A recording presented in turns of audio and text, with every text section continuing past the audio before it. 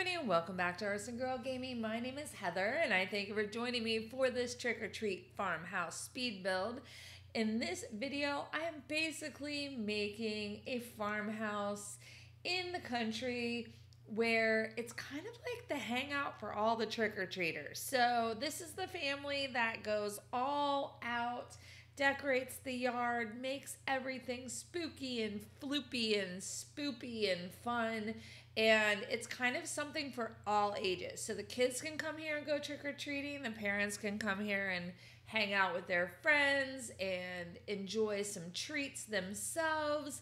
Everybody can hang out in the yard, kind of mill around. They can be spooked or they can have spoopy fun.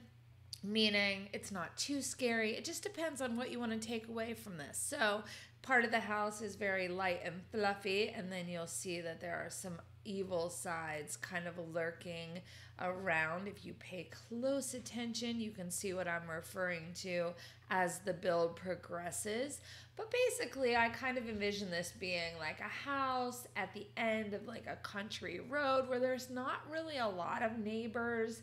There's not a lot of houses to visit for trick-or-treating. So the family kind of has to go all out, or they have to bundle up the kids and take them into town and let them go trick-or-treat in a more populated neighborhood.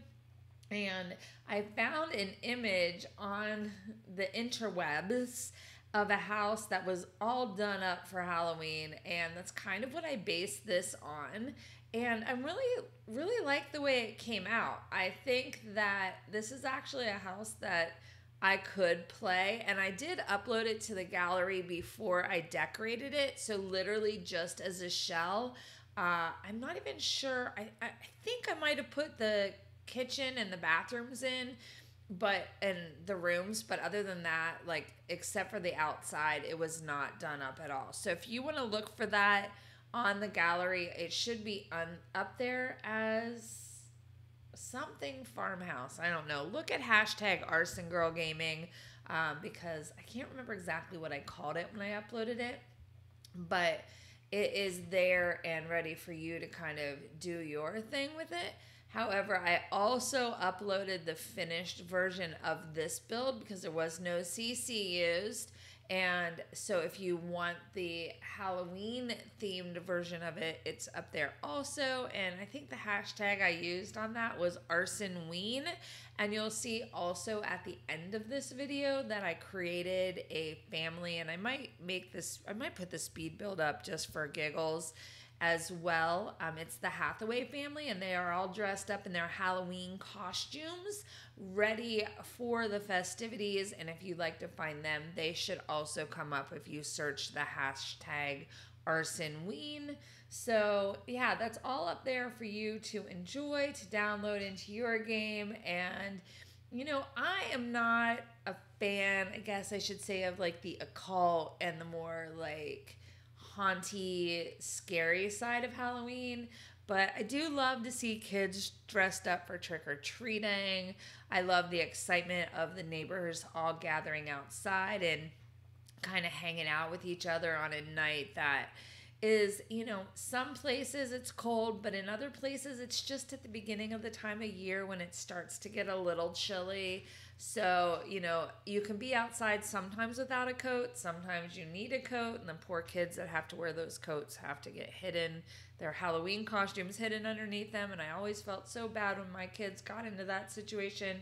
But for the most part, the weather was typically chilly. So that meant that the kids could go out trick-or-treating as long as I put, you know, a little bit of a warmer layer underneath their costume.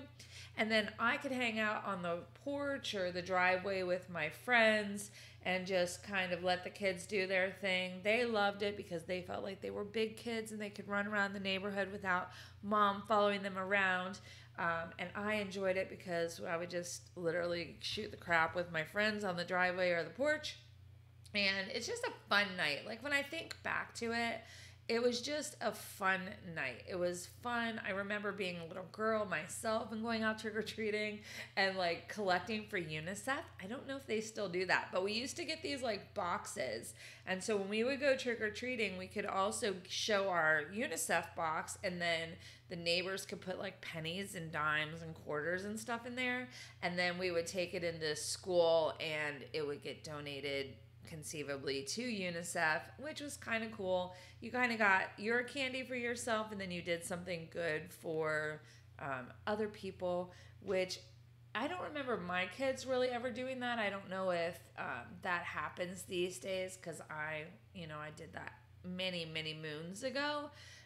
But yeah, so Halloween just brings back, I should say trick-or-treating brings back fun memories for me. And like I said, I don't really like the darker side of it. I'm not into like scary movies for the most part. I'm not into, things that go bump in the night. But the fun side, I definitely want to celebrate. And that's kind of what my goal was with this build. Like, I wanted it to be fun. I did add some spookier bits just for anybody who kind of wants to take it a little darker, and you're definitely welcome to make any adjustments you like to the build to make it as dark as you like. But I wanted to play with like bright colors. I used a lot of the stuff from the Get to Work pack that was the science kind of field for like the aliens and stuff, so that the gardens glowed.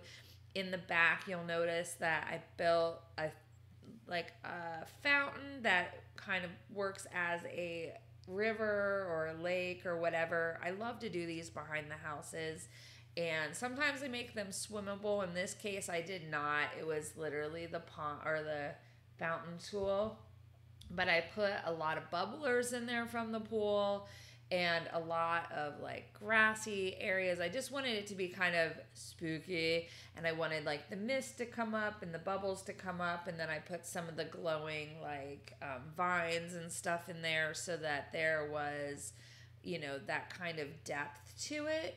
And of course, I love to fill it in with all these trees, so it looks like a forest behind the house. And that is really one of my favorite. I mean, I've probably done this in like half a dozen builds, because I just love the way this looks and what it does on these lots that are a little bit bigger, to kind of fill it in and make it exciting and kind of have some drama to it. And then I color the walls, I color the floors, I color the edges, trying to make it all look more natural. And then I use like a lot of greenery and grass and flowers and things like that to hide the edges as much as I can. And I look forward to like when the terrain tools roll out, I can't talk, when they roll out next month, because that will even make it easier, because you can actually kind of bring the ground up a little bit and then make it look like this is kind of like a sunken pond or river or lake or whatever you want to call it. I guess it's not really a pond because it's long and skinny, but maybe like a little river or a creek, or I don't know. But I really wanted it to kind of feel like a little, like you wouldn't really want to walk back into this area back here, because you never know what could be lurking. And I think I accomplished that. You'll see at the end of this video, or at the end of the build, that I did put in a little bit of live video footage just so you could see all the movement, because there is a lot of movement between lights and decorations, and then of course this crick in the back of the house. Yeah, I think I'll go with crick. I think I like that. I don't know. You tell me what you think it's called in my comments, because I'd love to hear. But there's just so much movement that the still photos did not do it justice. So I wanted to make sure that I included some video footage just so you could see like how cool this looks, fully decorated and automated and animated. Oh my goodness, you guys, I cannot talk today. You'll have to forgive me. I forgot how to word, and yeah, so that's a thing. Anyway, yeah, so that is what this build is. I'm not going to talk through the whole thing because I don't want to bore you to tears, But I hope you enjoyed it, and I would love to hear any comments that you have on the build. I would love to see some thumbs up, which tell me you watched the build, even if you don't want to leave me a comment. And of course, if you're new to my channel and you'd like to see more, please go ahead and subscribe. Then ring that bell, because the bell tells YouTube you'd like notifications when something new gets posted to the channel. And that way you don't miss out on anything that's coming down the line. And yeah, so I'm going to let you guys just watch and enjoy, and I look forward to hearing from you.